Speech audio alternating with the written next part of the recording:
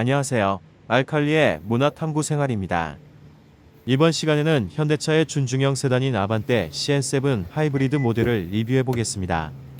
개인적으로 도로에 지나가는 아반떼를 보고 멋있다는 생각을 늘 해왔기에 이번에 시승을 해보게 되었는데요.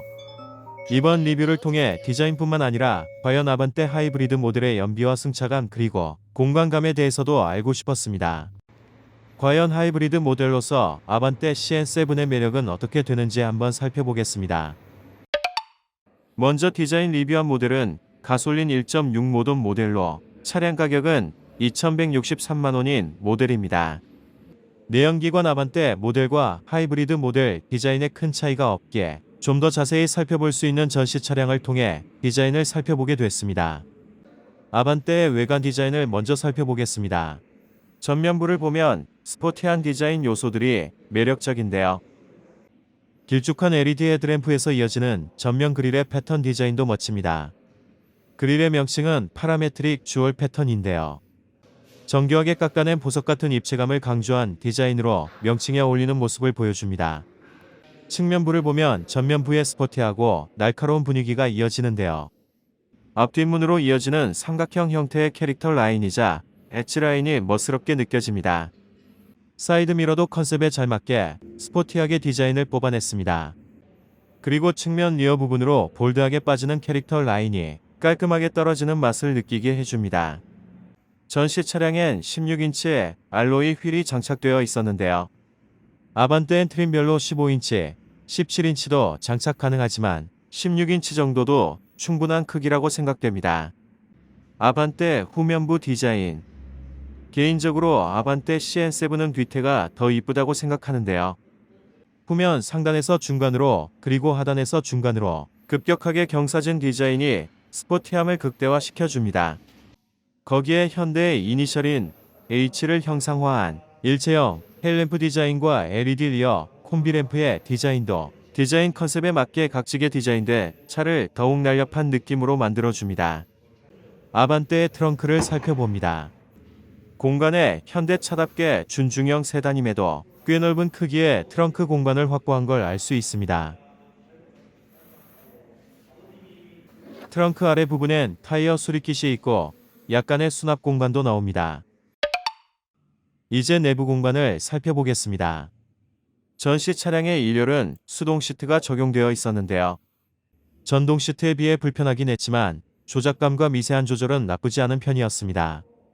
1열에 앉아보니 준중형 차임에도 꽤 준수하고 편안한 공간이 느껴집니다. 아반떼 스티어링 휠 왼쪽 편에는 음량 조절과 멀티미디어 모드 변경, 통화 버튼 등이 위치해 있고 오른쪽에는 계기판 조절 및 자율주행 관련 버튼 등이 위치해 있습니다. 센터 페시아에는 10.25인치 파노라마 디스플레이가 탑재되어 있고 그 아래로 공조 토출구, 멀티미디어 조절부, 공조장치 조절부가 위치해 있습니다. 그리고 그 아래로 두 개의 USB 포트와 하나의 시거잭이 위치해 있습니다. 기어 노브는 버튼식이나 전자식이 아닌 일반적인 방식인데요. 기어 노브 오른쪽으로는 아반떼 내부 공간의 특이점이라 할 수 있는 손잡이 겸 동승석과 분리가 되는 구조물이 있습니다. 전시 차량은 낮은 옵션의 모델이라 수동식 사이드 브레이크가 장착되어 있었는데요. 사이드 브레이크 옆으로 두 개의 컵홀더도 잘 마련되어 있습니다. 기어 노브 아래의 암레스트는 공간이 그리 넓지 않은 편입니다. 동승석 글로브 박스는 상대적으로 너비도 넓고 실용적인 공간을 보여줍니다. 1열 조명부와 룸미러는 다소 평범한 모습이었습니다. 아반떼 CN7 모델의 2열 공간을 살펴봅니다. 준중형 차량임에도 꽤나 준수한 공간이 나오는데요. 키 180cm의 성인 남성이 앉아보니 주먹 하나가 나올 정도의 무릎 공간이 나옵니다. 좀 더 정확한 2열 공간 넓이를 알아보기 위해 동승석에 앉은 후 무릎이 글로브 박스에 닿을 정도로 시트를 당겨 앉아봅니다. 그리고 그 상태 그대로 2열 공간으로 자리를 옮겨 앉아보니 주먹 하나가 들어가고도 남을 정도의 공간이 나오는 걸 확인할 수 있습니다. 2열 아래 중간 센터 터널의 높이도 그리 높지 않은 걸 볼 수 있는데요.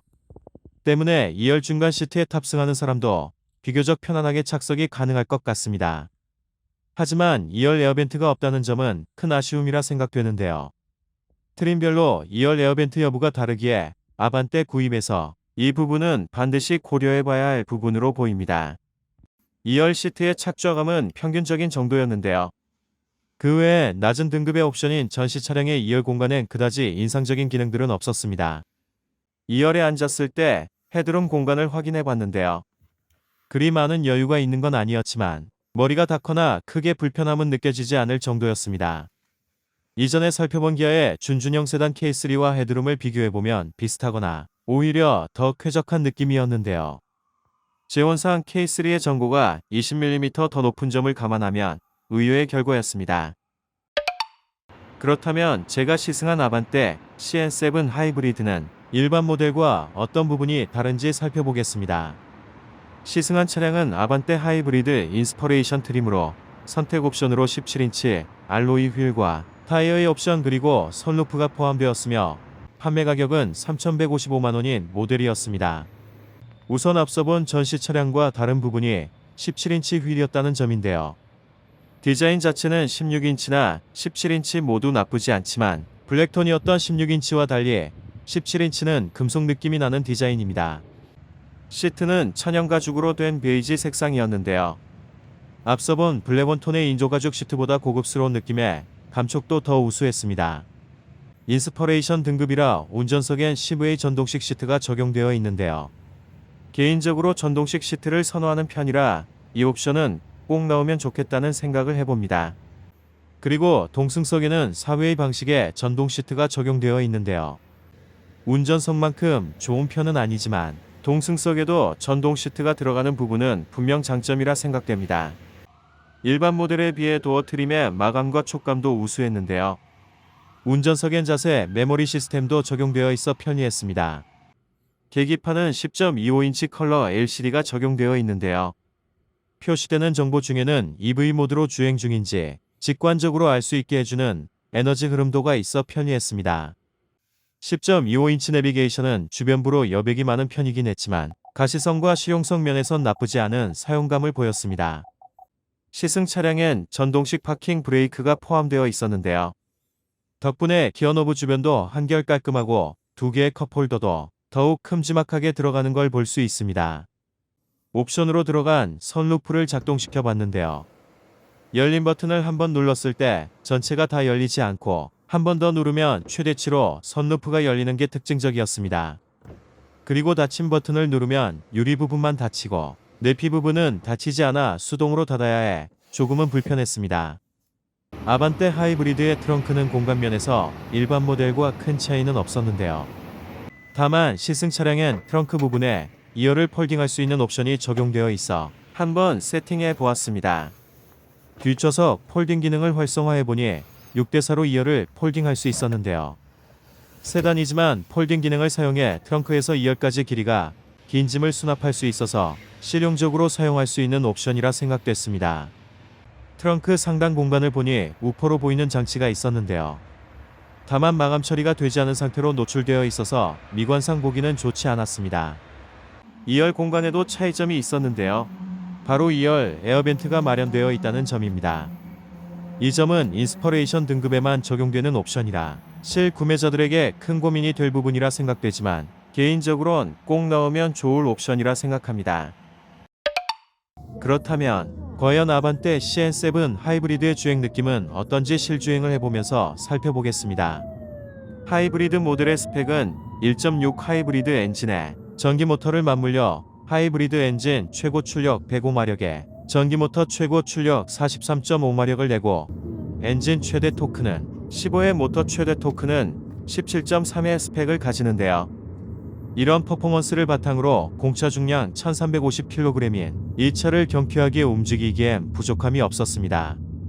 특히 후륜 서스펜션이 토션빔인 일반 모델과 달리 하이브리드 모델의 후륜 서스펜션이 멀티링크라는 점은 큰 차이점이자 장점이라 하겠는데요. 확실히 주행 느낌에서 후륜이 멀티링크라 충격 흡수도 뛰어나고 승차감도 좋은 걸 느낄 수 있었습니다. 준중형이지만 거의 중형에 버금가는 주행 느낌을 느낄 수 있었기에 하이브리드 모델에 멀티링크를 적용한 것은 큰 경쟁력을 가지는 부분이라 생각됩니다. 주행 감각에서는 적당히 탄탄하고 적당히 부드러운 느낌으로 세팅된 하체 느낌이 어떤 유저가 몰기에도 적합하다는 생각을 할 수 있었는데요. 아반떼가 비록 준중형 차량이지만 예전에 비해 전장과 전폭, 전고와 축거가 많이 커졌기에 다양한 연령, 다양한 가족 구성의 유저들이 선택해도 충족이 될 모델임을 다시금 느낄 수 있었습니다. 실제로 아반떼는 1인 가정이나 2인 가정, 신혼부부, 아이가 하나인 가정, 둘인 가정이 패밀리 세단으로 몰고 다니기에도 무난하고 심지어 아이가 셋인 가정이 운행하기에도 조금 작은 느낌이 들긴 하지만 가능할 정도의 크기라 생각되는데요. 거기에 젊은 층뿐만 아니라 노년층이 몰고 다녀도 괜찮은 크기이기에 우리나라 환경에서 무난하게 타고 다니기 아주 적당한 크기와 스펙의 모델이 아닌가 생각됩니다. 즉, 다시 말해 어느 누가 몰고 다니기에 무난한 차량이라는 말인데요. 이러한 점은 분명 아반떼의 가장 큰 장점이라 하겠습니다. 아반떼 하이브리드 모델은 정숙성도 아주 좋았는데요. 정차 후 출발을 시작하면 전기모터만 구동되기에 엔진 소음이 거의 없어 아주 조용하고 정숙한 느낌이 인상적이었습니다. 특히 초반에는 전기모터만으로 움직이기에 부드러우면서도 즉각적인 가속력이 느껴지는 느낌이 아주 좋았는데요. 아직 완전 전기차를 구입하기에 부담스러운 유저들에게 하이브리드는 좋은 대안이 될 수 있겠다는 생각을 할 수 있었습니다. 노멀 모드를 기준으로 했을 때 시속 40km를 전후에 가솔린 엔진이 개입했는데요. EV 모드에서 가솔린 엔진이 개입하는 순간의 변환도 자연스러워 큰 이질감이 느껴지지 않아 좋았습니다. 좀 더 엔진 개입을 늘리고 싶다면 드라이브 모드를 스포츠로 전환하면 가능했는데요. 노멀 모드보다 더욱 낮은 30km 시속 아래에서 엔진이 개입해 좀 더 스포티한 주행을 가능케 했습니다. 6단 DCT 변속기가 맞물린 아반떼 CN7 하이브리드 모델의 공인 복합 연비는 17인치 타이어 기준으로 리터당 19.5km인데요. 공인 도심 연비는 리터당 20.3km이고 고속 연비는 18.6km라 도심 주행 연비가 오히려 고속 연비보다 우수한 모습을 보입니다. 실제 주말 오후 퇴근 시간에 도로에서 시승하며 가다서다를 반복하는 구간에서 아반떼 하이브리드를 몰아봤는데요. 아주 짧은 거리, 짧은 시간이긴 했지만 연비가 19.6km를 기록하며 공인 도심 연비에 근접하는 모습을 보였습니다. 이렇게 좋은 연비도 매력적이라 하겠는데요. 때문에 꽉 막힌 도심 위주로 운행을 하는 유저라면 하이브리드 모델은 연비 면에서 좋은 선택이 될 것이라 생각됩니다. 지금까지 아반떼 CN7 하이브리드 모델을 살펴봤는데요. 총평하자면 이 차량은 멋진 외관과 적당한 크기의 차체로 어느 누구 어떤 가족 구성의 유저에게라도 적합한 자동차로 너무 탄탄하지도 너무 부드럽지도 않은 적당한 주행 느낌의 일반 모델과 달리 프리움 멀티링크를 탑재해 좋은 승차감을 보여주는 모델이라 생각됩니다. 거기에 EV 모드로 주행시 부드럽고 정숙함은 물론이고 즉각적인 가속감도 좋은 모델로 엔진과 전기모터의 전환도 매끄러운 것이 특징이며 이 두 구동 시스템이 맞물려 우수한 연비를 선보인다는 점이 가장 큰 장점인 모델이라 생각됩니다. 하지만 기본 모델에 비해 가격이 비싸다는 점은 이 차량의 가장 큰 단점이라 하겠는데요. 기본 가격이 3천만 원이 넘는 인스퍼레이션 트림에 약간의 옵션을 넣어도 웬만한 중형차 중간 트림 가격이 된다는 점과 특히 이 금액에 조금만 돈을 보태면 준대형급인 그랜저 깡통을 살 수 있다는 점에서 가격 경쟁력은 아쉬움이 남는다고 하겠습니다. 지금까지 현대차 아반떼 CN7 하이브리드 모델을 탐구해봤습니다. 시청해주셔서 감사합니다.